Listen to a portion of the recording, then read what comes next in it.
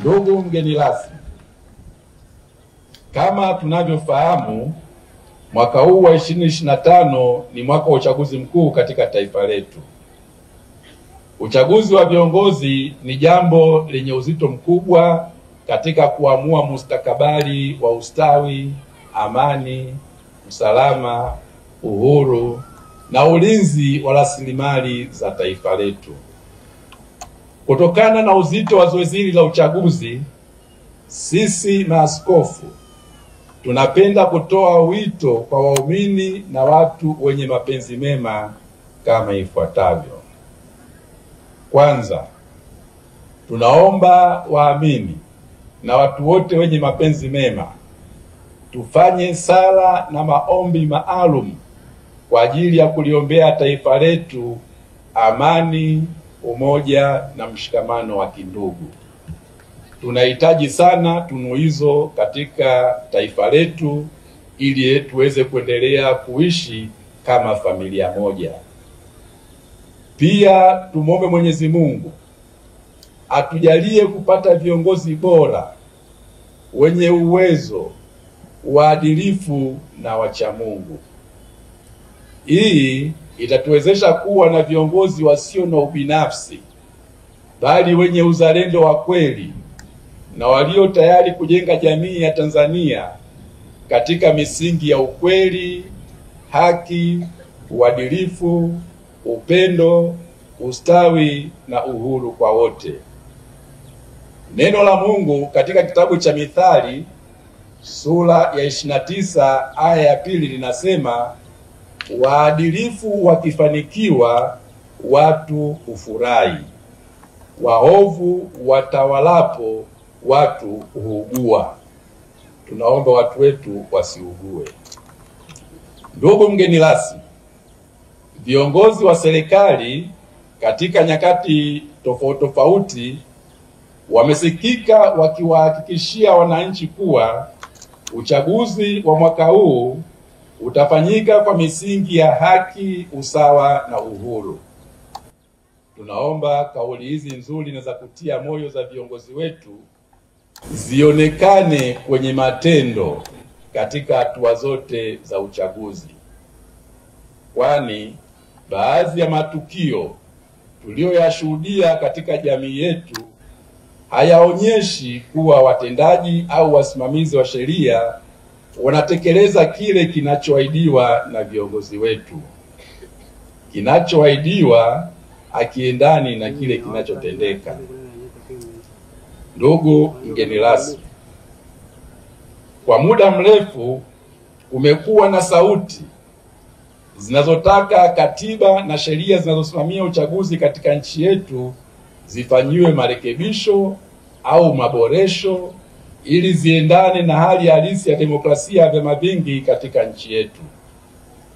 Inavyoonekana ni kuwa wanaonufaika na mapungufu yaliyomo katika sheria za sasa hawana haraka ya kufanya maboresho hayo, na wale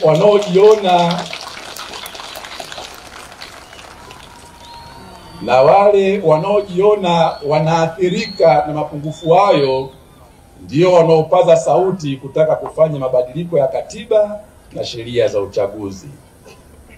Wito wetu sisi maaskofu kwa mamlaka zinahusika ni kuwa sauti na vilio vya watu wanaotaka kufanyika kwa maboresho hayo ya katiba na sheria visikilizwe na visipuuzwe. Tunaomba marekebisho na maboresho stahiki kwenye mifumo ya uchaguzi yafanyike ili kuruhusu uchaguzi wa kweli ulio huru na wa haki katika nchi yetu. Vinginevyo, chaguzi zetu zitaendelea kugubikwa na dosari nyingi kama ilivyoshuhudiwa kwenye chaguzi za miaka ya hivi karibuni. Mwisho, tunamrudia tena Mwenyezi Mungu tukimuomba alibariki Jimbo Katoliki la Iringa, awabariki viongozi wetu wa kitaifa, aibariki nchi yetu na raia wake wote. Asanteni sana kwa kunisikiliza. Tumsifu Yesu Kristo. Zawadi nyingine ya kutupa kiongozi mpya kwenye jimbo letu la Iringa. Naomba nianze kwa kumpongeza sana Askofu Romanus Selamu Mihali kwa kuteuliwa na Baba Mtakatifu na hatimaye kuwekwa wakfu na kusimikwa leo kuwa askofu wa 5 wa jimbo la Iringa. Baba, hongera sana, tunakupongeza sana. Mwashamba Baba Askofu, kama unavyofahamu, mlimwalika Dr. Samia Suluhu Hassan, Rais wa Jamhuri ya Muungano wa Tanzania, ili aje kuungana pamoja nawe kwenye tukio hili muhimu. Lakini kama ilivyo mipango si matumizi, Mheshimiwa Rais alitamani kuja kuungana na ninyi, lakini kutokana na majukumu mengine ameshindwa kuja, na hivyo amenituma mimi nimwakilishe hapa. Mheshimiwa Baba Askofu, ukitumwa husemi mengi. Ukisema mengi kesho hutumwi tena. Nina wasiwasi nisije nikaharibu nafasi ya kutumwa. Na ndugu zangu waumini wenzangu, kutumwa kuzuri. Unaona umekaa hapo kwa niaba ya Mheshimiwa Rais na wewe kidogo kidogo unapokea baraka hizo. Kwa hiyo ningependa niendelee kutumwa, na ili niendelee kutumwa, wajibu nilionao hapa ni kuzungumza kwa kweli yale niliyotumwa. Lakini kwa sababu na mimi ni mtu mzima, nimeona ratiba, nimeona matukio, kwani kuna dhambi gani na mimi nikitema ka comment kangu kwa yale niliyoyaona? Mwashamba Baba Askofu, shughuli ya leo imefana. Mnyonge mnyongeni, haki yake mpeni. Shughuli ya leo imefana. Ukitumwa leo utafuta asiyependeza, hata akikupa mtu milioni atarudi nayo. Kila mmoja aliyeko hapa amependeza. Nilikuwa naangalia kwaya wakati wanaimba, hawachoki. Mwashamba Baba Askofu, mshangula wetu, yule kwaya master aliyekuwa anaimbisha pale ule wimbo wa haleluya, haleluya, haleluya, anawapandisha mpaka nikaona wamama wale wanajaribu kunyanyuka.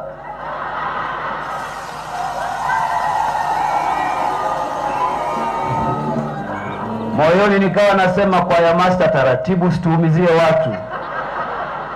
Kwa kweli shughuli imependeza. Kwa kweli hongereni sana na Mungu awabariki sana sana sana. Mwashamba Baba Askofu, Mheshimiwa Rais anakupongeza sana sana kwa kufikia daraja hili leo. Ameniambia nikwambie kuwa yote uliyoyapata ni baraka kutoka kwa Mungu, lakini hakutokea kwa bahati mbaya. Ni namna ulivyoandaliwa na wazazi wako, walimu wako waliokufundisha, na wale uliokutana nao maishani mwako, lakini na malezi ya mababa wengine waliokupokea. Mheshimiwa Rais anakumbuka simulizi yako moja ya kwamba wakati unataka kuwa padri, kabla hujaenda preform 1, ulikwenda, baba aliyekupokea akakupa sharti la kuanza kuwa katekista kabla ya kuanza preform 1. Mtu mwingine angekula kona, lakini wewe ulikomaa.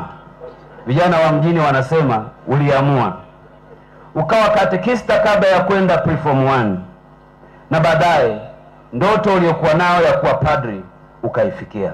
Napoenda kumalizia, Mwashamba Baba Askofu, naomba niwakumbushe tena Watanzania wote kwamba mwaka huu ni mwaka wa uchaguzi. Nchi yetu itaingia kwenye zoezi kubwa la uchaguzi wa bunge pamoja na madiwani.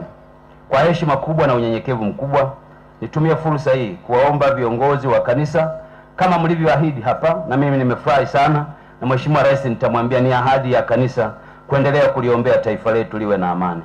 Taifa letu katika kipindi hiki tunaweza kutofautiana mitazamo, tunaweza kutofautiana namna tunavyoangalia mambo, lakini kamwe tusitofautiane tukagawanya Utanzania wetu. Tubaki kuwa wamoja. Kuna maisha baada ya uchaguzi. Imani yangu ni kwamba kila yoyote atatimiza wajibu wake.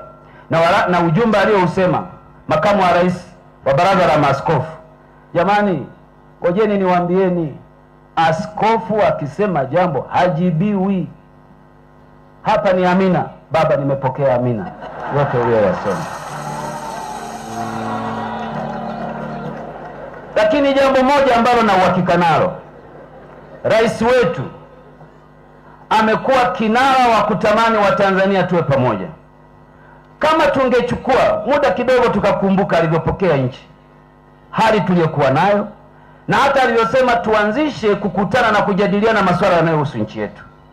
Nataka niwahakishie Watanzania wote, Dr. Samia Suluhu Hassan, na hata juzi wakati wa hotuba yake ya miaka 61 ya muungano wa Tanganyika na Zanzibar, alirudia kauli hiyo kwamba yeye na serikali yake atahakikisha kuwa uchaguzi huu unatuacha salama, unabaki kuwa wa huru na haki, na sisi tulio wasaidizi wake tutasimamia maneno hayo kwa nguvu zetu. Na tena tumepata na wito kutoka kwako Baba Askofu, umetuongezea nguvu ya kuyasimamia haya. Nataka niwaombe wote tulio kwenye siasa, tuamini pia kuwa nchi yetu inaendeshwa na sheria. Tuzingatie sheria wakati wote tunapotekeleza majukumu yetu, kwa sababu kama hakuna sheria hatuwezi kupeleka taifa letu mbele.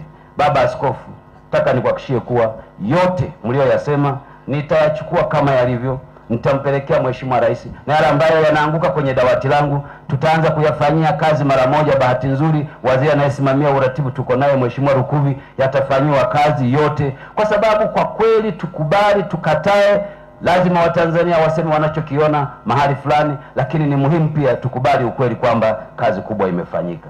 Naomba Baba nikutakie kila laheri unapoendelea na majukumu haya, na mimi nirudie tena kuwashukuru kwa dhati viongozi wote wa kanisa, waumini, kwa kunikaribisha kwa upendo wenu na umoja mliokuwa nao.